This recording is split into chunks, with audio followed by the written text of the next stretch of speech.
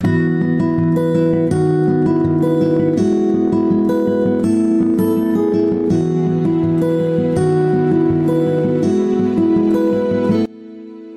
semuanya, perkenalkan nama saya Raul Pratama dari kelompok 2 Geologi Fisik.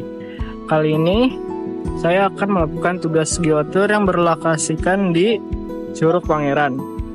Langsung simak saja videonya. Ya, di samping saya ini ada air terjun yang dari Curug Pangeran. Nah, air terjun ini dapat terbentuk yang pertama itu karena perbedaan lapisan batuan. Perbedaan lapisan batuan itu biasanya terjadi karena air sungai itu mengalir di atas permukaan batuan sehingga batuannya itu terkikis dan membentuk cekungan ke bawah. Nah, yang kedua itu karena ada erosi atau pelapukan. Karena dialiri air terus, jadi otomatis batu itu akan melapuk dan terkikis hingga membentuknya yang namanya air terjun, guys.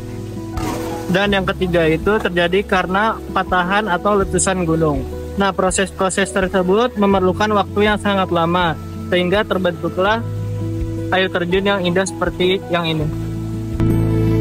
Batuan yang mendominasi kawasan Curug Pangeran adalah batuan vulkanik, terutama andesit yang terbentuk dari lava hasil erupsi Gunung Salak.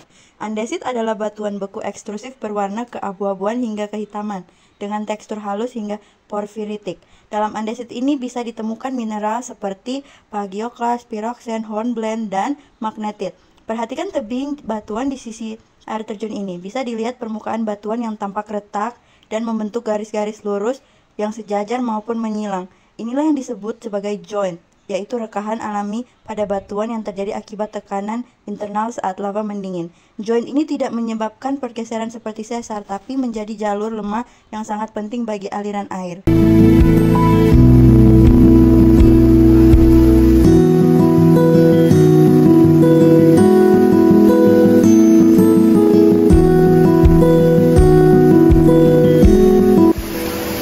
Ya, sekian dari video saya terkait tugas geotour kali ini.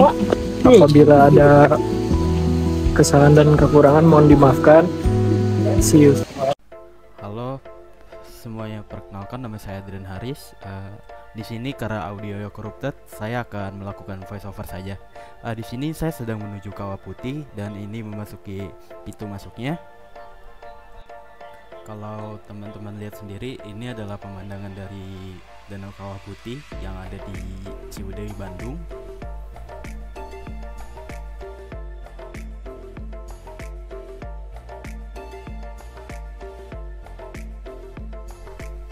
Kawah Putih sendiri terbentuk dari letusan Gunung Patuha, sebuah gunung berapi stratovolcano yang masih aktif.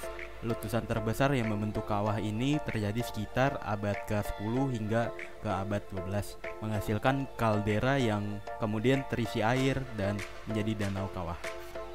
Air di Danau Kawah Putih mengandung kadar sulfur atau belerang yang sangat tinggi. Bau belerang cukup menyengat dan pengunjung disarankan tidak terlalu lama berada di dekat air kawah. Perubahan warna air di kawah dapat berubah dari putih, hijauan, biru muda hingga coklat tergantung kadar belerang, suhu, dan pencahayaan matahari. Tanah dan lingkungan sekitar dari Kawah Putih didominasi oleh material piroklastik seperti abu vulkanik, tuff, dan lapilli. Vegetasi di sekitar kawah jarang karena kondisi tanah yang asam dan beracun bagi sebagian besar tumbuhan. Kawah Putih memiliki potensi geotermal. Karena aktivitas vulkanik yang masih ada, kawasan ini memiliki potensi energi panas bumi yang cukup tinggi. Aktivitas fumarol, asap dari dalam tanah, masih bisa terlihat di beberapa titik. Sebagai penutup, saya mengucapkan terima kasih.